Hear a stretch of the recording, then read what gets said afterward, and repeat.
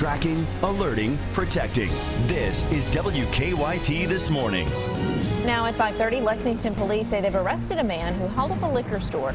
We'll tell you how they caught the suspect. Also on WKYT This Morning, Anderson County officials are investigating after 2 hunters found human remains. We'll have the latest on that investigation. And people across the Midwest bracing for snow and cold temperatures. These stories and breaking news as it happens on WKYT This Morning. Hey, good morning. It's your Monday. We're glad you're with us. Hope you had a great weekend. It's November 10th. I'm Bill Bryant. And I'm Rebecca Smith. Hope you're having a great Monday morning. It's a good start here. It is, and we're chilly in the 30s. It'll be a nice day today. We'll get ready for the later part of the week when it really gets tough. But let's check in with Micah right now. He's in our First Alert Weather Center with a heads up. Good morning. Hey, good morning, guys. Yeah, we're looking outside this morning. I don't see anything going on. It's pretty dry. It's pretty quiet. It is on the chilly side, though, so as we head toward the afternoon, that will change big time. I'm going to zoom this one on over, and you can check out the lights of Hamburg off in the distance. It's a good-looking start to the day. Now, as we head throughout the next several hours, we'll go from the 30s this morning to the 40s very quickly, and the 50s hitting there by noontime. So you can see we're rapidly increasing those temperatures with those gusty winds out of the south. So bus stop forecast. Kids need a coat this morning. Afternoon, they can get rid of it, throw it in their backpack, and be good to go. 64. It's a really good looking day. Teachers take advantage of today and tomorrow, because as we head toward late week, there is no taking the kids outside of school during school hours. And I'll show you why coming up in a few minutes. Okay, we'll see in just a bit. Let's get to the news. Lexington police arrested a robber they say held up a liquor store. And police arrested Bryant Pickering just minutes after they say he committed the crime, all thanks to the store's owner. WKYT's Mark Barber is live from District Court with the latest on that case. Hey, Mark, good morning. Good morning, Bill. Officers say that liquor store owner put up quite a fight. Police tell me that after the clerk gave the robber cash, he tackled him. Investigators say that the owner took down Bryant Pickering when he tried to rob Jackson's Wine and Spirits on North Limestone Saturday night. According to an arrest citation, the 24-year-old was wearing a mask and pointed a gun at the owner, telling him to hand over the money. We're told the clerk gave Pickering the cash and then turned the tables on him. Investigators say when Pickering was putting the money in his pocket, the owner tackled him and took his gun. Police tell us the clerk held him at the liquor store until officers got there and arrested him. Pickering is scheduled to appear in court today to be arraigned on charges of first-degree robbery. Live in Lexington, Mark Barber, WKYT.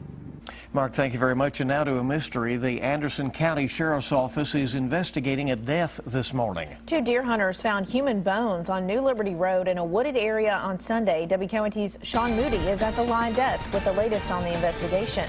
Hi, Sean.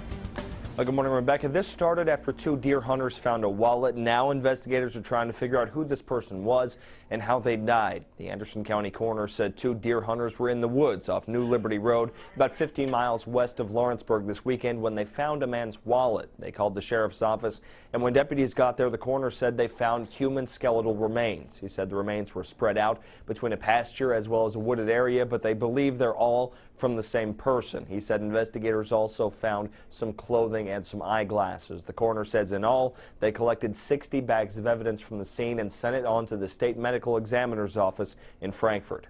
The remains will be examined for any evidence of foul play, any evidence of a gunshot wound or a penetrating stab wound, or any evidence of blunt trauma that could explain a cause of death.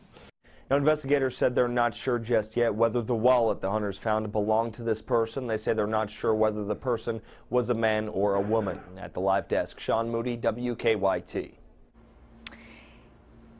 And the Pikeville Police Department is taking a stand against drug abuse. Police made 9 drug-related arrests over the last week as part of a drug roundup. Lieutenant Aaron Thompson says getting drug dealers off the streets helps to improve safety within the community. Long term, we hope that people get the message that this type of activity will not be tolerated, here in the city, and that the police department is focusing some effort to seeing that activity doesn't go on. Police say the 9 people arrested were selling prescription drugs. A major snowstorm is set to sweep across the Midwest this morning, and that same system will send the temperatures dropping across much of the U.S. in the next week, including here. Oh, yippee, right? Brian Webb has more on how the storm could impact road and air travel for days.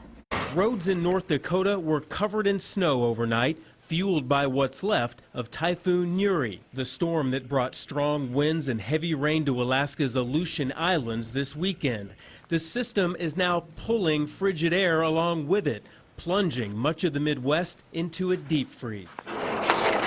In Minneapolis, transportation crews are preparing for heavy snow during Monday morning's commute, expected to blanket the area with up to a foot before it's finished. We'll just be out maintaining the roadways for the traffic, and we'll keep at it as long as we need to. Meteorologists say heavy snow will hit states from Montana to Michigan.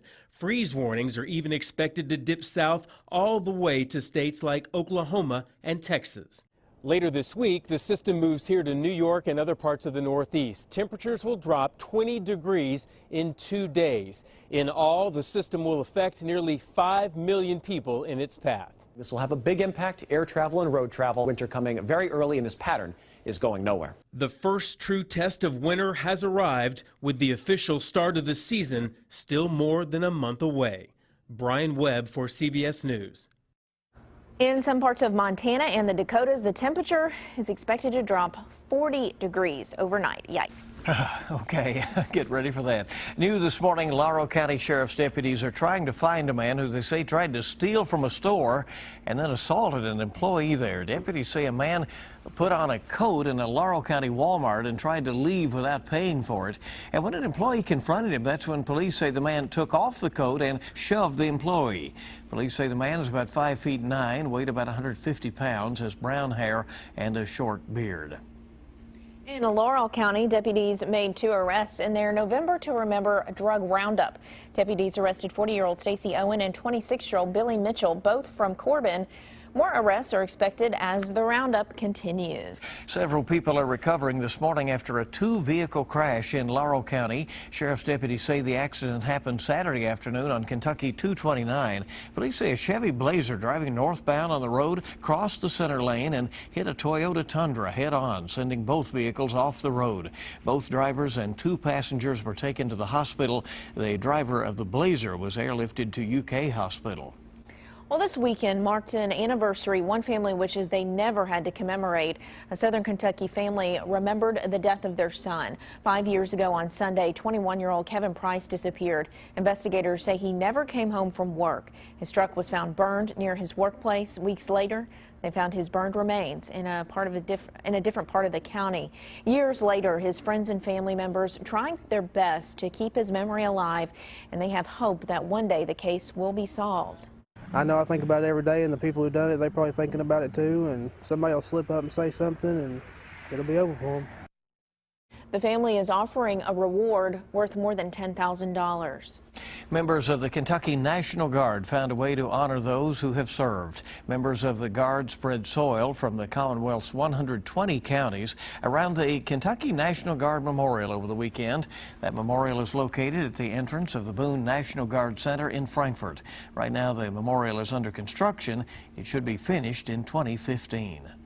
A new study has found that colorful liquid detergent pods have sent hundreds of children to the hospital in the past 2 years. Kids often apparently mistake the colorful packets for candy, and the concentrated dose inside can be more dangerous than regular detergent. Packet makers say they're revising the pods to make them not quite as appealing to kids. According to Pediatrics Online, there were more than 17,000 poison center calls involving kids swallowing the pods. A Fayette school board member is apologizing after stirring up controversy with some comments made on social media. This all stems from a comment made on Facebook where recently re-elected Doug Barnett said he wouldn't consider any superintendent candidate who supported his opponent. This is according to our partners at the Herald Leader. Barnett posted the comment last Thursday saying, quote, "Woe be upon you if you supported my opponent. You just lost your seat at the table. Just saying." Barnett told the Herald Leader he was just blowing off steam, and that he later deleted the comment and wrote an apology on Facebook. And crews at the Corvette Museum in Bowling Green will begin fixing that giant sinkhole today. The project is expected to cost around $3.2 million and take 8 months to complete. The sinkhole opened up inside the museum back in February, and it swallowed up 8 Corvettes, 5 of which are considered to be beyond repair. GM unveiled the first restored Corvette this week out in Vegas.